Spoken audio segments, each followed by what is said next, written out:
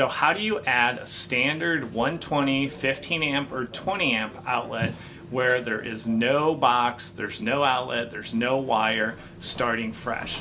That's what we're going to go over today. I'm calling in my buddy Joe Walsman from Jefferson Electric to walk us through the complete project so you guys can take that on at home, or just be more educated if you're going to hire somebody to do the job.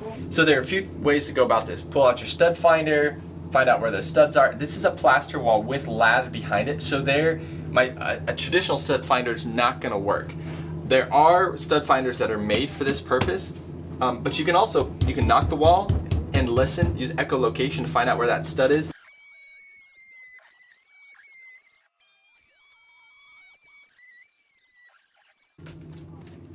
So that's to be expected. It's an exterior wall, so we actually have 3/4 inch security lath. This stuff is old growth, it's beefy. See that heat, that smoke rolling out of there? That's just because I'm using a dull blade cutting some good old hardwood right there. That's it. We have a good clean hole here. First time fit? No sir. It's a little too tight top to bottom, so we're gonna open it up. All right, we've got a good clean hole here. Watch out for overcut. The only thing holding your box to the surface on the front side are these 4 tabs. If you cut beyond that, project just became 3x more difficult. We've identified where our hole is, then we're gonna cut it to length, drill through our joists, and peel off across the basement. Our destination is this junction box right here.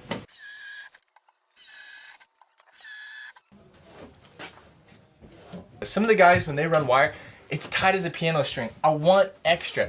This wire is right down the center of all these joist cavities. If I come at a later date, or anyone else, and runs a pipe, a duct, and I don't have a little bit of serviceability, I'm doing a pretty big disfavor. It's one, you have to have a junction box. Wiring cannot be connected in free air. 2, that junction box has to remain accessible, so that you can't just stuff it inside a wall and close it up. And 3, the junction box has to be firmly secured to the structure with proper wire connectors for wire entry. Grounds can always be common in a junction box. You can put them all together, and if you have a metallic junction box, you want to ground the junction box. So rule of thumb is don't share neutrals unless you know exactly what's happening. This multi-wire branch circuit, because of how the circuits are landed at the panel, is going to prevent overloading. So I've got my big boys here for my solar energy projects. I'm going to pre-twist the wiring. To me, there's no debate. Pre-twist, pre-twist, pre-twist. I'm not wrapping with electrical tape. This is a code compliant, properly installed electrical connection. Bring it up, secure it in. Oh! There it is. Guys, you know what? We'll leave it right there. We're gonna put the outlet and finish off the install here. All right, that felt real good. And what you're feeling for there is you can actually feel that lever give that quarter turn, stop, quarter turn, stop. So I know that it's opening all the way and not death grip. Again, it's just these plastic tabs that are holding it in there. I do want to make sure that that ground wire does not accidentally come into contact while I'm stuffing with my hot terminal. That has happened. It'll trip out the circuit. I want to keep it tucked away from my hot terminal. Righty tighty. Driving it in. Make sure it's flush to the box.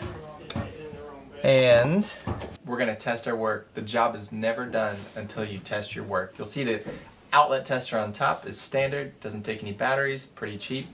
One on the bottom actually gives a voltage readout. It's only a few bucks more. So this turned out real clean.